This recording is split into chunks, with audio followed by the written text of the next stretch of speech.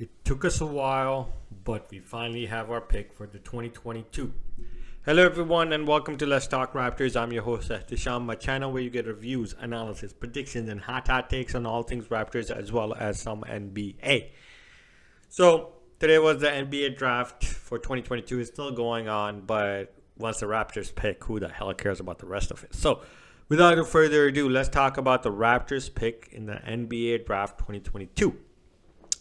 So we came into this draft with the 20th pick possibly being ours. And with Tad Young trade, we gave it away for a second rounder at number 33. Now, when that trade happened, it seemed like the Raptors could have gotten a lot more out of it. But they got what they got. And I think it worked out for us because if you look at the last 10 players, a lot of the wings, forward type of players, not many centers, not many talented centers for that matter, or, point guard positions. Those positions are pretty much solidified on the Raptors. So something that the Raptors need to address was either bench depth, and you don't get bench depth out of the draft. You're not looking for that at this time out of a draft unless, there's some considerably good player that, is going to be just coming off. He's going to be drafted and it's going to be serviceable, but those late picks, they're usually, guys that are going to require some work and time. Some examples, like Delano Bantam from last year, right? So the Raptors took 33rd pick, and the second thing that the Raptors needed was a center, and that's exactly who they drafted. And I'm pretty happy with the pick that they did draft. Christian Koloko. Kind of sounds like Bruno Koloko. I hope it doesn't turn out to be shitty like that, but this kid seems he's pretty good. 7 feet, I think it's about 251 pounds, 7'5" wingspan, athletic as hell. And I think Kendrick Perkins kind of nailed it on the spot, comparing him to Clint Capella, but I think he's better because he's lighter. If you watch his tapes, he's more agile. He averaged about 12 points. I think it was 6 rebounds and shooting almost 60% from the floor, 70 some odd percent from the field. And he was, he had dunks. He was a guy who was really good at the pick and roll in college. He was a rim runner, and he was able to finish around the rim. It seems like his footwork is really good. He's from the Cameroon, so that tells you he probably played football and that he's gonna have good footwork. So he has really good footwork. If those guys that fans that haven't seen him play, he has the turnaround hook shot. He has the ability to post play back people down. He was able to shoot some mid rangers as well, so his shot isn't bad.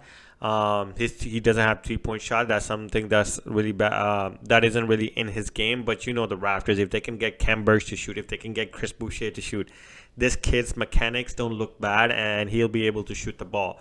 But what he offers us is, a center that can actually stay there and take the hit from guys like Joel Embiid, whether it's for 15 minutes, 20 minutes, whatever. He has experience, and if you watch his tape, he gives us that versatility that we love, right? Khem Birch is a little bit older. He's not able to keep up with the guards. This kid is able to do that. He is a defensive weapon that we'll be able to use because he'll be able to protect the rim, which he has block shots. He averaged 2 blocks in college, which is not bad. And he'll be able to get out and defend the perimeter as well because he is mobile. He's 7 foot, but he has, I don't know how naturally he has it. He's able to move his feet. He's able to keep up with the guards and defend them. And he's very good at blocking shots and offensive rebounds because he has that mentality, that Raptors mentality that I got to go get this ball. So I'm really happy with it.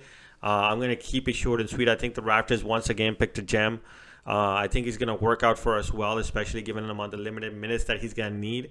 And that also allows the Raptors to continue to play semi-small ball. I'm not going to say small ball when most of your guys are 6'9".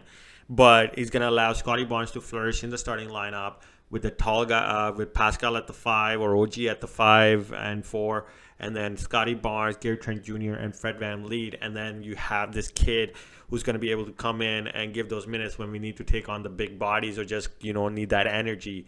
And whether it's in the starting lineup or with Chris Boucher and Precious Chua, it's going to allow us to play big. That's something that we really, really want to do. And I feel like he's a better pick than we had last year in Delano Banton and David Johnson, because he fills something that we really need, and he seems more polished in his game, especially given the fact that he doesn't need point guard is a lot more difficult to play. So I understand where Delano Banton is, trying to grow, but he's center. He has 2 jobs to do: rebound the ball, defend it, and get us some good buckets, whether it's on the lob pass or whether it's, near underneath the bucket, putbacks, whatever. He's going to be able to do that. So I'm very happy we finally have a center, and everything is looking up for the Raptors. So, guys, stay tuned for my video tomorrow where I will be tune back in, where I will be reviewing the Raptors player. I wasn't able to do it last week. I apologize for that. I was busy. But please hit that like and subscribe button. Help the channel grow, man. Come on, I'm trying here. And I will see you guys tomorrow for my video.